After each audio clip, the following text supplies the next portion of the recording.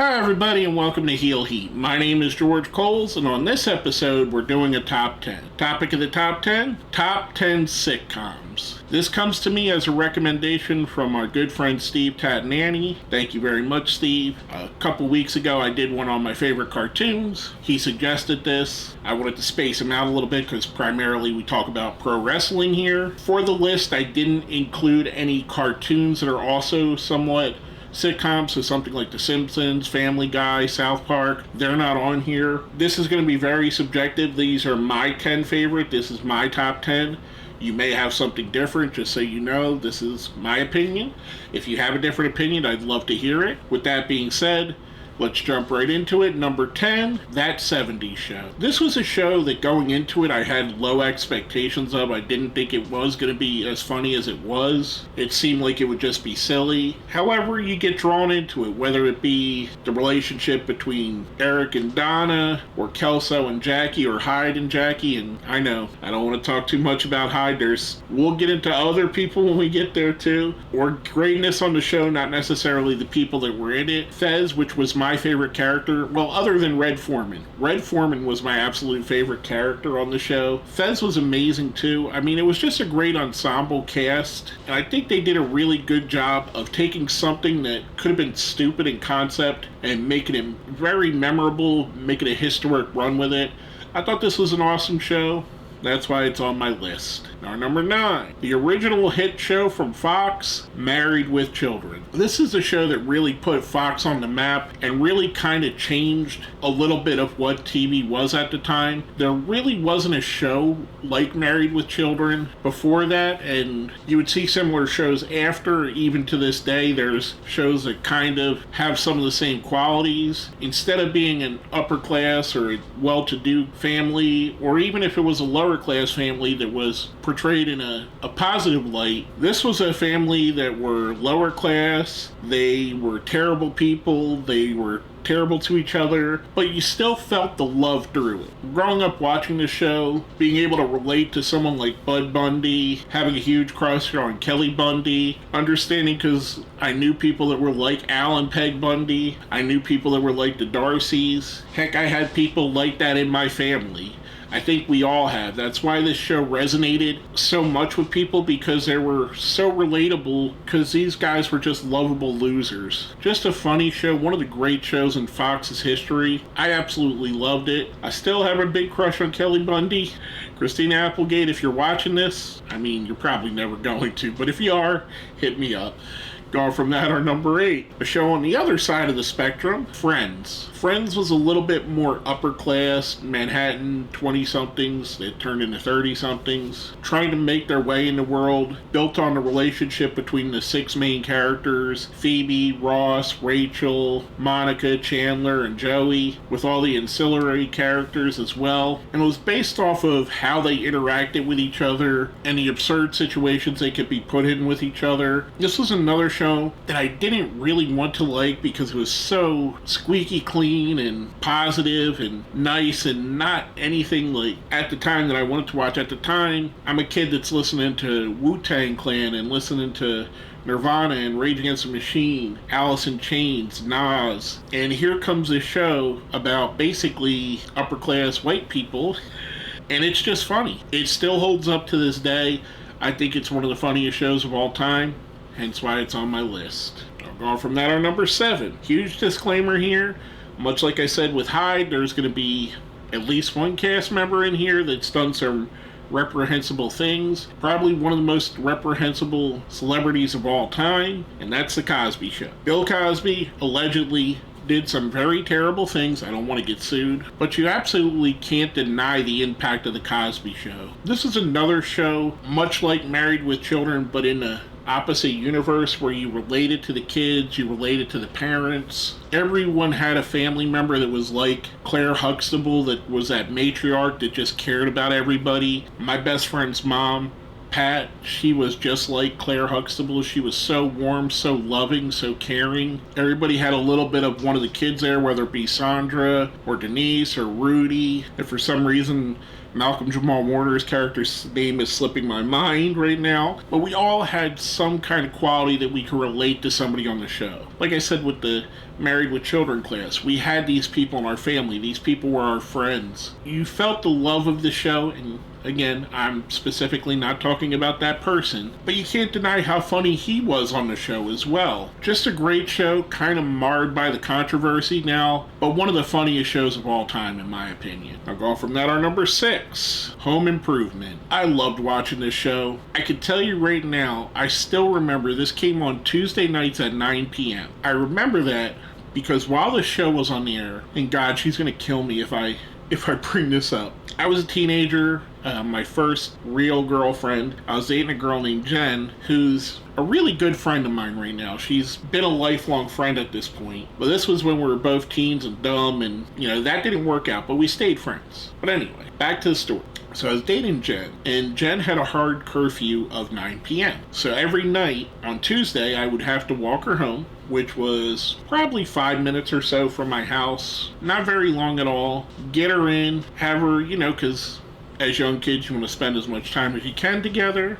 Get her at 9 o'clock and run back to my house as fast as I can, or ride a bike back to my house as fast as I can, or skateboard, or whatever I did. But I remember darting back to my house to catch as much of this show as I could, because it was that funny to me and it was that good of a show. Al and Tim and Wilson, just great characters. I still to this day can't put on an episode without laughing at it. It's still funny. Just one of the great shows. Again, I keep saying this. It's basically my criteria is how funny the shows were to me, and this was one of the funniest of all time, hence why it's on my list. I'll go from that, our number 5, a show about nothing, Seinfeld. I was late to the Seinfeld party, and when I first started watching it, I really didn't get it. It really wasn't funny to me. But it was one of those things that I kept watching it because my best friend Aaron loved the show. He thought it was one of the best shows on TV. So often I'd be at his house, he'd be at my house, it would come on in syndication, or it would come on whatever night it was on NBC. I don't even remember, see. But I mostly watched it in the syndication, in the reruns. I was, like I said, a couple seasons late into it. And slowly it started chipping away at. Slowly I started finding things here and there fun. Newman, Kramer, again another terrible person. Well, he made one huge mistake. I don't know if he's a terrible person. I know he's apologized since then, but I digress. George was the guy that really drew me in, and it's not just because I'm George, it's because George was absurd. Seinfeld, Elaine and her silly dances, the crazy characters like Putty or Peterman, or even the George Steinbrenner impression. It slowly chipped away to me to the point where I started laughing at it more than he was, and eventually I grew a real appreciation for it. And then on watches back, because it was different at that time, you didn't really dial up and watch what you wanted. You didn't have on demand. You had VHS tapes, but you didn't really have on demand, so you'd watch these shows over and over again, and on the second watch you'd find something more that you missed the first time. The third watch you'd find something different again, and it's just the layers and layers, and the comedy was so intelligent, so great. I mean, I could still vividly see the Soup Nazi in my head. I could still see the Master of My Domain episode in my head. I could still see the second spitter on the gravelly road in my head. Just another funny show. Again, everybody puts this in their top 10, and it really deserves to be, in my opinion. Awesome show. I'll go from that, our number 4, Community. Community, to me, was such a great show. The antics of Troy and Abed, Annie, Jeff, Shirley, and everybody else on the show was just so hilarious, and it was another show much like Seinfeld that the more you watched it, the more it paid off, because there were ongoing jokes. There were background gags that you didn't get unless you seen 3 episodes ago. There were things that tied into everything, and the whole thing, in my opinion, was just so hilarious. Yeah, I do think it did go a little bit off the rails once that Donald Glover left the show. I kind of felt like he was the heart and soul of it, but it still was funny to me, and it was just a great show. One of the real examples of a show of that nature going outside of the box and becoming something so memorable, in my opinion. Just a fantastic show. I'll go from that, our number 3, It's Always Sunny in Philadelphia. Much like I said with Married with Children, here's another show about some depraved human beings that you're not supposed to like. But you find a way to do. Between Mac and Charlie and Dee and Dennis and Frank and all their just shenanigans that they would do, it's one of those shows that just never gets old to me. And no matter how absurd something seems, it's totally believable because you've grown with these characters for a decade and a half now. And the way that they touch on social subjects without being overly ham-fisted. Like, for instance, in, I think it's the first or second season, maybe even the third, where Mac falls in love with a trans woman, and they don't play it to where you agree with the gang, because they're all horrible. You sympathize with the trans woman. And this was at a time well before trans rights were something that was big. I mean, I know I'm probably treading a line for YouTube here of being monetized talking about this, but it's kind of like South Park, where they point out the wrong point of view. Just a great show, so well written, so well thought out. I love this show. It's